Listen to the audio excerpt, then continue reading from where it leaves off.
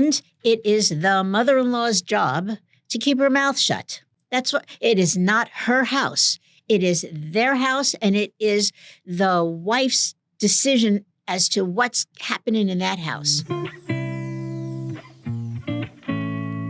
My name's Adam Isaacs. I'm here with Denise Isaacs. You can find her on all her socials at Divorce Lawyer Denise, and the incredible Leah Mayersohn. At Mayersohn Law or at Mayersohn Law Group. Subscribe, follow, check them out. They have a lot of interesting tips, a lot of interesting things to say. I'm going to try to be the voice of the regular people who don't speak lawyer language and ask some questions and maybe create a little bit of chaos, and we'll see what happens. What have you guys been up to? I hear you just came back from a divorce lawyer seminar. We did, and we had a great time. And we're going to be putting together, as a result of the seminar we were doing, some kind of a workshop that people can access online. And I think it's just going to be absolutely amazing for everyone. Oh, for what? For people who are, kind of going through a divorce, or they're just worried about their relationship? People who are considering getting Yes. divorced. For people who have any questions about that. So the first workshop we're going to start off with is going to be one about common questions or any kind of questions that they might want answered that they're thinking about. We're going to try to anticipate those and talk to everyone about what happens when they get divorced in the process.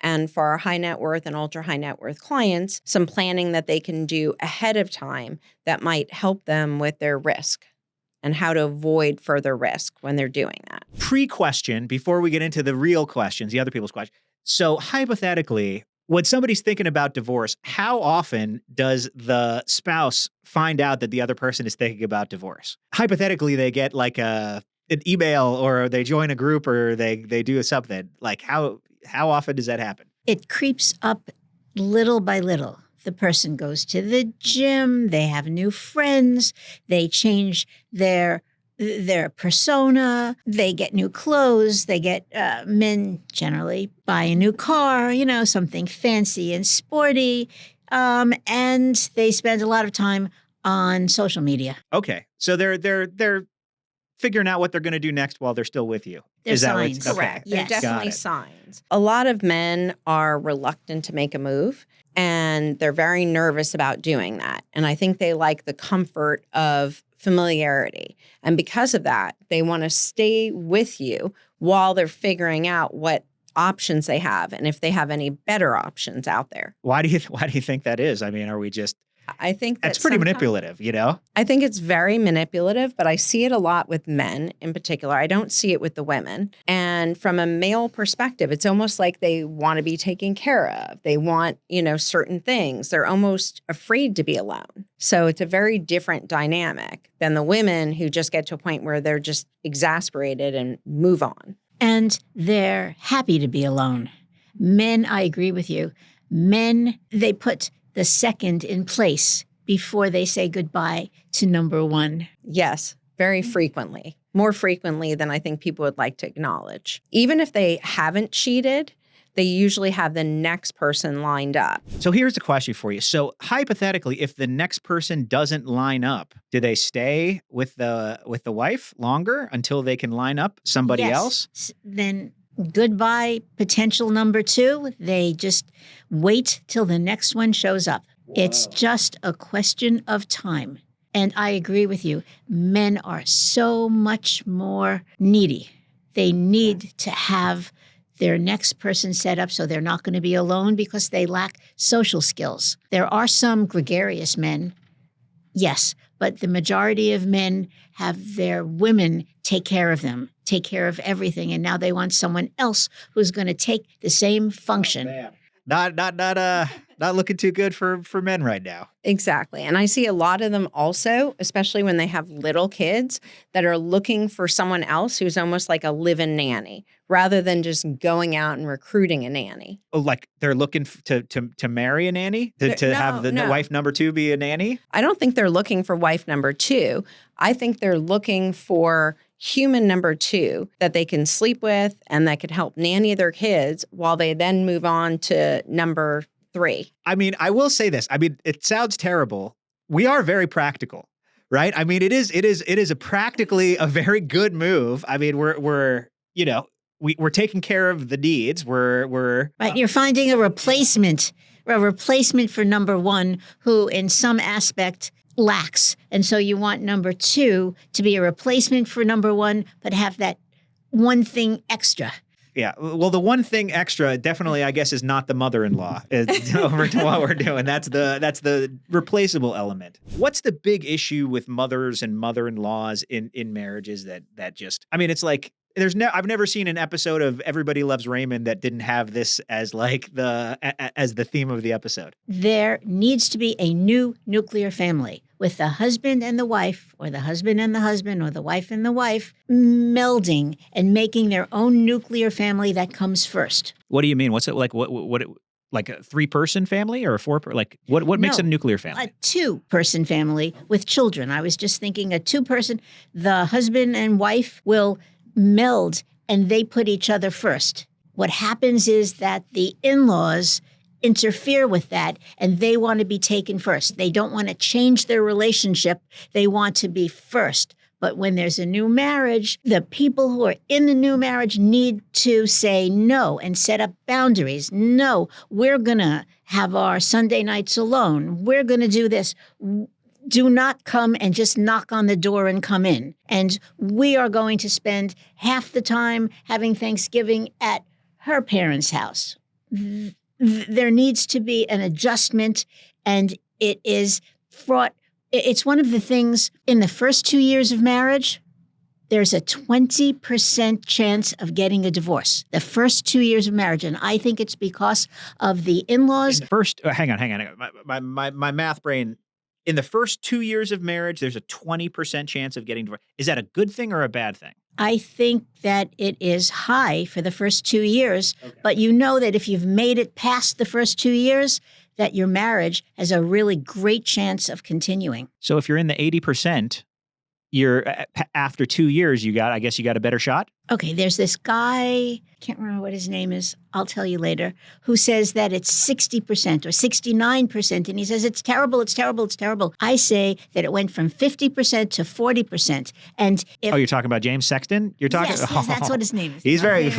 Watch what you say here. He's getting to be a famous divorce lawyer now. No, he just irritates me. Okay, because I think he's pretty cool. He's totally wrong. Okay, the Pew Institute has done studies, and it went. What's he wrong about? Just so I understand what you're talking about. He's wrong about the percentage of marriages that end in divorce. At being 69% or whatever? Yeah. Don't you think there could be a difference between his area and our area, though?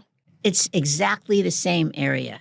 He's a divorce lawyer just like we are. All right, hit him No, up. but Let's hear it. What state is he in? Oh, I think he's in New York. Yeah, he's a New York City guy. Okay, because I was going to say there's a big difference culturally between people in New York versus Florida versus Chicago or California, Los Angeles, in terms of how people handle divorces and in terms of their relationships. And I see a lot of differences when we're handling the divorces for people who've relocated to Florida. That makes sense. Let's go back. But before we get, if you're calling the guy out, you got to finish your thought here. So in the past, it used to be 50%. Now it's more, it's been going down. There are less marriages, but there's less divorces, and it's going down to somewhere a little bit above 40%. So if you get divorced in the first 2 years, that means you have a 20 to 30% chance of getting divorced for the rest of your lives. That's really great. You mean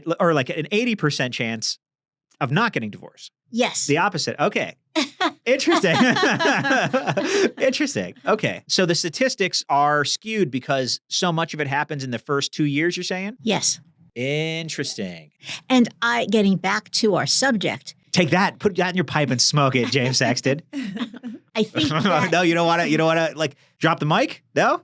No. All right, fair enough. No. He seems like a really nice guy. I don't know. I would just say it. I'm sure that he is. Okay. I'm sure that he is. Okay. But you're serious about your statistics. I'm serious about the statistics, and I think that the in-laws and the family of origin, if we call this the new nuclear family, the family of origin, your brothers and your sisters and your mothers and your fathers, all the in-laws, the whole mishpucha, attack the family. They attack the change in the relationship. That's what I think. So, you're saying if you have a big family that tries to get involved, you can't have a good relationship, kind of? You can. Or they're gonna you destroy can your relationship? if they mellow out and they allow the setting up of a new priority system. A new priority system where the husband and the wife treat themselves as being a unit and talk to each other and work things out together. If I'm understanding regular people speak, if you got a real controlling family, let's say you're in my big fat Greek wedding family, you gotta be really tight as a twosome After the to wedding. be able to. After the wedding. They control the wedding. After the wedding, it's your turn to be the adults and to form a unit. But I think you have to consider it really depends on the relationship between the people and their family. For example, what I see a lot that happens, and it's very destructive, it doesn't matter how big the family is or how controlling the family is, but when one spouse will talk to their in-laws and say negative things about the other spouse, or their siblings, trying to get support from them for their positions rather than working it out between the two of them, I think that that's when people have a lot of strife in their relationship. Oh, whoa. So that's a big no-no? Like never tell your mom about something your husband's doing or something like that? I'm not saying never. I'm just saying that if you do tell your mom or you tell your sister or your brother about what your spouse is doing that's annoying you, they'll start to take your side and not hear the other side and not explore what's going on. And they'll start disliking the other person. You might have already moved on. You might have settled everything with your spouse. But your sibling, your parents, they're still reeling from it because at the end of the day, they want to protect you. Yes. And I think that if you're talking about every little problem with your spouse, with your parent, about your spouse, it just fosters a negative relationship. And then the people subconsciously start treating the spouse in a worse manner. And it creates this, friction between them. And I think that people need to learn to work out their problems amongst themselves first or with a therapist rather than bringing absolutely every little problem to their family. And that's how you further create these, terrible problems.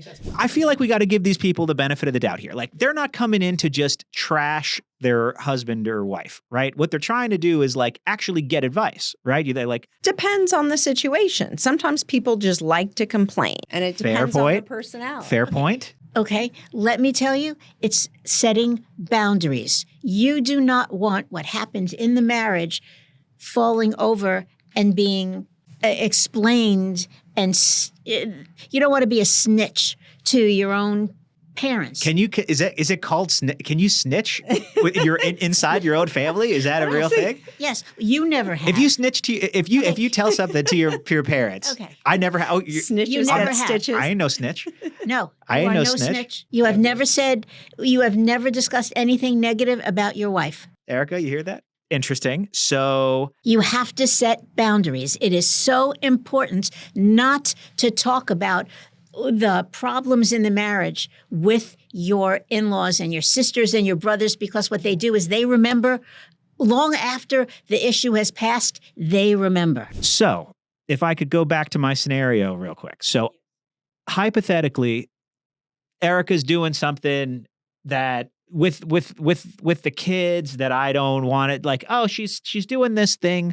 What do I do when she does this thing? You talk to her about it. You certainly don't talk to me about it. You've never discussed it with me. So I know I'm giving up. I'm giving up a hypothetical situation. This is a hypothetical situation. All right. I'll be not me, and you be not me. Not me's mother. Okay. I'll be. My name will be Steve, and you're Steve's mom. Okay, hypothetically. So, oh man, my wife. Really, she's just going crazy with stuff. Okay, don't tell me about it. Work it out with her. Do not discuss it with me. I don't want to hear it. That's what the mom, that's what a mother-in-law should say. do. Oh, Instead of getting into the whole thing. Yeah, he won't let you, this, that, and the other thing. Okay. She spends too much money. She doesn't spend enough time with the kids. So that's the wrong move. That is the wrong move. That is the beginning of undermining the relationship. I can see how that's bad though, because if you say, right, if you go, yeah, I've seen it before and I've seen her do this and I've seen her do that, then you start to, I see, You create doubt amongst the people. And at the end of the day, there's a lot of extra stress and you start rethinking the relationship. Why are you involved in it? What are you doing? Why are you putting up with all these things? Whereas there might have been a tiny problem that could have been solved. Now you've magnified the problem tremendously and you've created ill will with your parents or your siblings who are going to go ahead and they're going to remember that. I think it's better if you try to be more selective about things and try to work it out amongst yourselves. And then if you can't, then, that's a different scenario. Okay. But you guys were talking about brothers and sisters too. So is it a little bit different for brothers? Can you dish a little more of the tea? You guys know what tea is? Yes. Well, I think it depends, though. It depends on the relationship. Do you know what tea? You look like you don't know what tea is. I have no idea what the tea is. It's another word for gossip. So you got some tea. Can you share the tea with your siblings? It depends. Are your siblings a vault? Do they keep the information safe or do they go running to mommy and daddy and telling mommy and daddy everything that's going on? So they're back channeling all the information. Or if they're jealous or you have unresolved childhood issues, they could further insert themselves into it. That's true. I mean, there's no brother and sister that don't have some weird unresolved thing going on anywhere, I guess the move is shut up. Don't say anything. I think the best move is to try to work it out amongst yourselves or try to get a therapist involved. Even for little stuff? If you're having little stuff, you got to talk through it and figure out a means to go ahead and resolve it. You need to figure out how you guys are going to triage problems. And you have to figure out a positive way to do it in your relationship so it doesn't fester into something. So, I mean, but how do you guys know this? Okay. I know you're divorce lawyers, but do you know this because you've seen people doing the people who come in do the opposite? Yes, we see a lot of stuff where I sometimes think, and I've talked to my clients, can't you work this out? Haven't you had these discussions? Before you got married, didn't you ask these questions? And a lot of people are very lazy in their relationships. Either they never asked any of the questions up front and they were just in goo goo gaga love mode and just, went in completely blind and very unintelligently about everything. Or at a later point in time, they had no interest in putting in the effort to make things work out. They didn't want to do the hard work and they didn't want to resolve everything. I also see people getting weirdly territorial in relationships. So sometimes I'll see one spouse trying to dictate how everything's going to be for the other spouses. Oh, trying to be controlling. And controlling. Yeah. And that's also, unhealthy. So you got to nip that stuff in the bud immediately. Right. It's setting boundaries. Do you guys do that with your families? Just because I've talked to a lot of lawyers and I would say all the lawyers that I've talked to, they're like, you got to have a prenup before you get married. And then I ask them if they have a prenup and they always say no. I wrote my own post-nap. All I have to say is, no, I don't have a prenup. Okay, but that was 44 years ago, Okay. In every state, you have a prenup. What the prenup does is it just changes what the outcome is going to be because every every person who gets married has a prenup. I said the wrong. If I say the word prenup, I get this. I've heard this statement before. It's like I put the coin in the machine and I get the prenup statement. Wrapping up mother-in-laws and siblings. I'm going to give you guys some rapid fire red flags. You guys tell me, okay? My husband's mother calls our house hers. Ooh, red flag. Red flag. Why? Because there needs Isn't it her? I mean, it's her family's house. Someone is in charge, and if she's saying their house is hers, that means she's the controller and she's the one who makes the decisions. Bad. Because that's something that I see a lot. I'm getting annoyed at moving stuff around in the house or getting the house. I think the mother-in-law and the wife really have territorial boundary issues there with the home. And it is the mother-in-law's job to keep her mouth shut. That's what it is. Not her house. It is their house, and it is the wife's decision as to what's happening in that house. Do you do that at all? Do you do that at our house? Yes. Okay. Yes. When did I ever? Do you do that at our house? Yes, I do. Okay. Yes, But you do. From time to time. I don't think I ever did. I think I'm the best mother-in-law. All right. But I think if you're going to say something or you want to say something or you want to help, it's not a matter of what you do. It's a matter of how you do it. I think you have to be more diplomatic and feel it out and see if there's, if there's openness to you helping out and participating. And if there isn't, you have to back off. Number 2, unannounced visits. Never. You want to know if it's a red flag? It's a purple flag. It's terrible. It's Okay. worse than red. Is It's red blue? terrible. It's worse because you are invading someone else's privacy. You are invading their life. You have no business showing up unannounced and uninvited. Forget about showing up.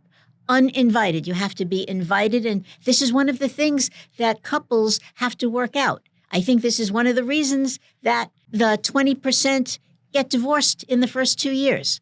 I think the pressure from the families is what drives people to just give up. So that one's like kind of a sneaky bad one. Like, why is that? I guess it kind of. If I'm thinking like it kind of takes a little bit of the power away from them, in the relationship. Like they can't. You tell them they can't tell you when you come over or not or something. I guess am I reading too much into it? The control is in the married couple. It is their right to have privacy, and they invite you over or not. You can call up and say, "Can I come over?" And then they can say yes, but you don't show up. I agree. You don't show up unannounced unless you're bringing a really big check. But really, it's a good practice to not show up unannounced. I don't even think that it doesn't matter. Money doesn't matter when it comes to this. Okay, so the next one is money matters. Is like buying them something and having some level of like financial control over it. Like if you buy them a house, or buying them something important in their lives. What do you think about that? I think it's a real touchy subject. I think it's real touchy. What do you think? I think it's very generous, but it depends on how you do it. If you're doing it in a way to control them and control where they're going to live, that's not cool. If you say, here's X amount of dollars, go buy yourself a home, I think that's something that's given without strings attached. Right. And you're not saying buy the house across the street from us. Correct. And your sister lives here and you're going to live over there. Isn't that going to be wonderful? I'll be able to just march right into your house because you're right across the street and we bought it for you. Everybody loves Raymond. Oh, is that what it is? That's what they live across the street from the parents. They stroll right over. All right. Criticism. Is there any way to do good to say criticism from a mother-in-law? It depends on the subject. Generally speaking, the family of origin, including the mother-in-law, the father-in-law, and the brothers and the sisters, should not interfere. They can Yeah, but that's not really. I mean, that never happens. Everybody always interferes, It's right? true. It's true. I mean, it's But part of life. you just give your advice. You just give your advice unless they've already done it, and then you have to keep your mouth shut. Yes. Or help them get out of it. These are all Gandhi's, family is what we're talking about here. Okay, if you're talking to somebody who's like, "Uh-oh, this might be me," what would you say to them? Every couple, when they are getting married, they need to talk about what's going to happen afterwards and how they're going to, and they have to understand that the needs of their family are going to conflict with what they want to do. And they need to just ensure that they keep boundaries. It's so hard when the wedding is coming up, but they need to talk about it, and there needs to be a tight bond that it's them against the world. I'm sorry to say that, but that's what I think. I think that these issues in relationships can be a huge problem. We've had a couple of cases just this year where the people would have been happy, stayed married, continued their relationship, continued with everything with their kids if the in-laws or the siblings didn't intervene and get involved in their relationship. And in both situations, I think it was the child of the parents who intervened or the sibling of the sibling who intervened, who should have put their foot down and should have told their relatives to butt out of their relationship, and the marriages could have been saved. And that was very sad because in both cases, there were minor kids involved and they didn't have to get divorced. Well, that's a sad note to end it on. Sorry. Sad But true. there are things Sad but that true. But true. Here, I'll tell you something optimistic. If someone recognizes that there's a problem and that this is going on in their relationship, they have an opportunity to try to save their marriage by going ahead and changing their behavior. They can go ahead and speak to a therapist. They can get a family therapist. They can even involve their parents or their siblings in family therapy. And The parents or the siblings and family, like they're going to have.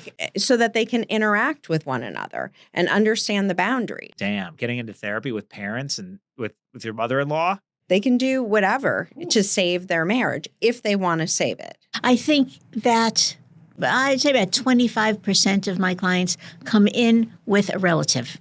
They come in with their mother, they come in with their father, they come in with their siblings. To the divorce office? Yes. Right, to the first meeting with me. It's very common. And what do you think about that, Mom? I think that there's a long story behind it. I think that they are supporting their sibling in getting a divorce.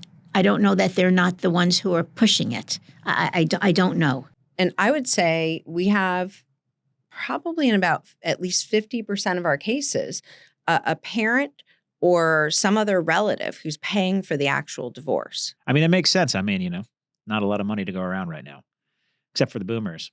Not much for us, apparently. Okay. On that note, if you're in this situation, you're in bad circumstances. And if you're a millennial or Gen Z, you're in worse circumstances. Subscribe, follow, check them out. They have a lot of interesting tips, a lot of interesting things to say. And we'll see you on the next one. Remember, marriage is a contract. Don't forget to check the fine print.